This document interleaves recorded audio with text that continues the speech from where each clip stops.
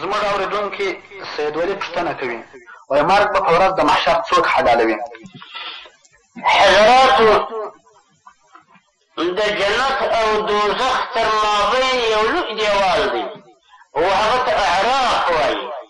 دا په قرآن پاک کې چې دغه یو صورت مقدسه منوره راغلی دی په نامه د سورة الاعراف شریف، دا دغه اعراف دي چې دغه د جنت او دوزخ تر مابین دغه یعنې هغه کلا دیوال راګرځي پر جنت دغه ته اعراف وایي. نو چې هر کله مؤمنان و جنت ته داخل شي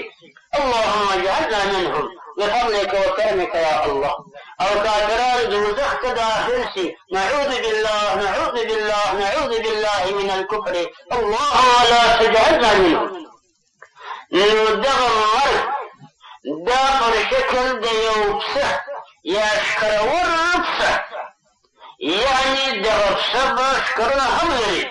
نو پر شکل د دغه شات او ذیقرنین چې خاوند د دوو ښکرو وي، نو همدغه پسه چې دوه ښکرونه لري پر هغه اعراف باندې ودرولی شي. حضرت یحیی علیه السلام مبارک علی نبینا وعلیه الصلاة والسلام د هغه په لاس الله پاک چارور کړي. یحیی علی نبینا وعلیه السلام مبارک تاسې پېژنئ، دا د حضرت زکریا علیه السلام مبارک یو زوی دی، او دغه یحیی علیه السلام مبارک او د حضرت عیسی علیه السلام مور مبارکه بی مریمه دا یو د بله د خاله بچان دي، یعنې بی مریمه مبارکه چې د دې هغه مور بی حنه نومیږي، او دغه حضرت یحیی علیه السلام مبارک چې د ده مور مبارکه بی عیسی نومیږي، بی حنه او بی عیسی رضی الله عنهما چې په څومره اعلی درجه کې د ولایت دي. دغه دوې بیبیګانې سره خوندي دي، د فاقود اولاده ده، فاقود د دې دواړو پلار، یعنې بیبي حنه د بیبي مریم مبارکې مور چې د عیسی علیه السلام انا کېږي د مور د پاسه، بیبي عیسی د حضرت یحیی علیه السلام مبارک مور، دغه بیبي حنه او بیبي عیسی دواړې د فاقود لورانې دي، دا سره خوندي. نو هغه حنه بیبي د هغې څخه بیبي مریم جوړ کړې ده، د بیبي مریم خپل زوی بلا پلاره هغه عیسی علیه السلام، او دغه بیبي عیسی د فاقود لور د حضرت زکریا علیه السلام کورواله بیبي د هغې څخه حضرت یحیی علیه السلام مبارک جوړ کړي. نو یحیی علیه السلام او د عیسی علیه السلام مور مبارکه دا سره د خاله اولادونه دي، منډې سره خوندي. دغه یحیی علیه السلام د زکریا علیه السلام زوی چې د یحیی علیه السلام سر مبارک یو ځای ښخ دی او بدن مبارک یې بل ځای ښخ دی، چې هم یو کافر یو ظالم باچا و، بیا د دې جماعات خپل د ورېرې سره یې جنا کول. یحیی علیه السلام په تکرار ورته وویل مه کوه دا کارونه، دا در باندې حرام دي. آخر هغه زنانې چې مور درلوده دغه خپلې ورېندارې و دغه کافر ظالم باچا ته وویله ول دغه سړی قتل کړه، نو به دا ښځه ورته په خلاص یې دا خپله لرې شو.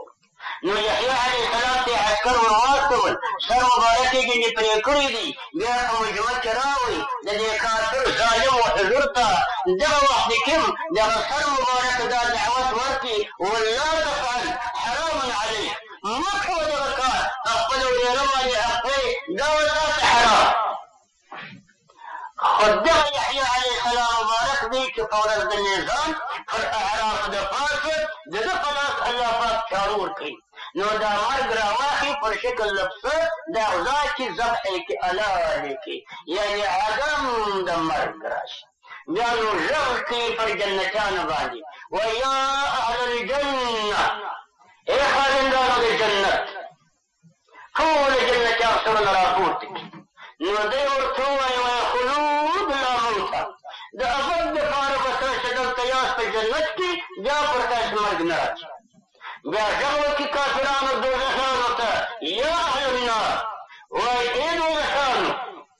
هغه سرونه راپورته کړي یو نوع د خوشحالي ورته پیدا شي چې لکه چې موږ محافظو د غږ پر کوي یا د طرفه د الله ملک غږ پر کوي وایي خلود لا موته د ابد دپاره به تاسې دلته یاست په اور کې بیا پر تاسې مرګ نه راشي نو د دوزخیانو چې هر څو غم و تر هغه یو فصل زیات شي د جنتیانو چې هر څو خوشحالي وه هغه هر څو چې زیاتېدل هغه یې خوشحالي ډېر شي نو د یحیی علیه السلام په لاس باندې دغه مرګ پر شکل د ښکرور پسه دا ذبحه کېږي دا حلالېږي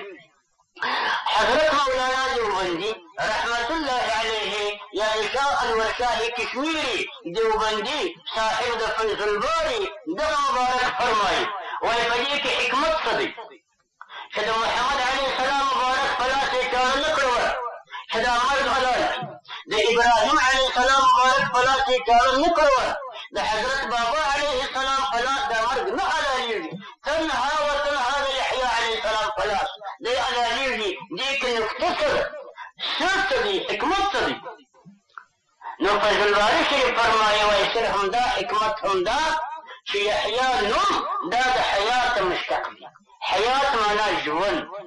او مرګ په عربي موت ممات بولي حیات ضد ممات قانون همدا دی ضد په ضد باندې ورکېږي لمر چې راغی سایه به د مابین نه ځي ورځ چې راغله شپه به د مابین نه ځي نو چونکې دی ضد شو د هغه ممات ځکه دغه یو ضد الله په دې بل ضد ختموي نو مرګ په لاس د یحیی علیه السلام ذبحه کېږي عدم کېږي والسلام